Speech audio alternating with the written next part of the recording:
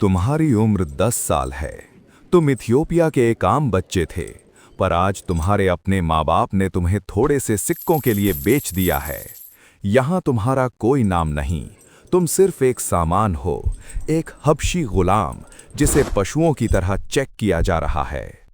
तुम्हें एक अंधेरे जहाज में ठूंस दिया जाता है, महीनों तक समुद्र का सफर, भूख, बीमारी और मौत। जो मर जाता है उसे समुद्र में फेंक दिया जाता है।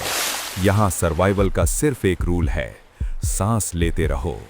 तुम अपना बचा कुचा खाना छिपाते हो और किसी तरह जिंदा इंडिया पहुंच जाते हो। Welcome to Deccan. इंडिया में तुम्हें 3 बार बेचा गया। आखिरी बार तुम्हें खरीदता है अहमदनगर का पेशवा चंगेज खान। वो देखता है कि तुम में आग है। वो तुम्हें तलवार चलाना, घुड़सवारी और राजनीति यानी पॉलिटिक्स सिखाता है। तुम अब उसके सबसे खास बॉडीगार्ड हो। लगता है लाइफ सेट हो गई? गलत, ये महल एक जहरीला सांप है। चंगेज खान इतना ताकतवर हो गया था कि महल के दूसरे दरबारी उससे जलने लगे।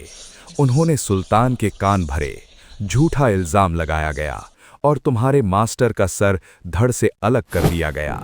नियम के हिसाब से मास्टर मरा तो गुलाम आजाद, लेकिन इस आजादी का मतलब था सड़क पर कुत्तों की मौत मरना। अब तुम्हें खुद को बचाना होगा। तुम रोते नहीं हो, तुम अपना रास्ता खुद बनाते हो। तुम भटकते हुए गुलामों और लोकल मराठा लड़ाकों को जमा करके अपनी एक प्राइवेट आर्मी बनाते हो। तुम एक भाड़े के सैनिक बन जाते हो। इसी बीच तुम एक और हबशी गुलाम औरत से शादी करते हो ताकि तुम्हारा अपना एक परिवार हो। अब तुम अकेले नहीं हो, तुम्हारी एक पूरी सेना है। तुम्हारी सेना इतनी बड़ी हो गई कि राजाओं के भी पसीने छूटने लगे।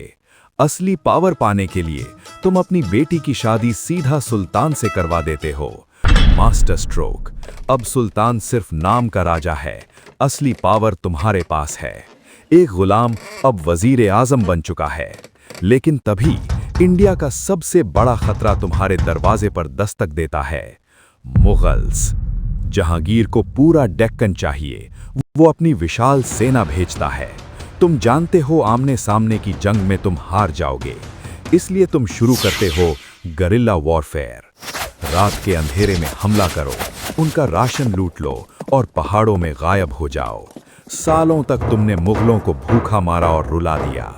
जहांगीर फ्रस्ट्रेशन से पागल हो गया।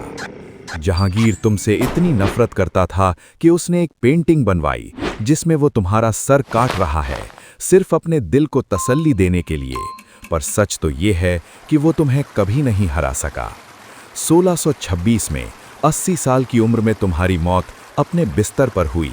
एक हबशी गुलाम जिसने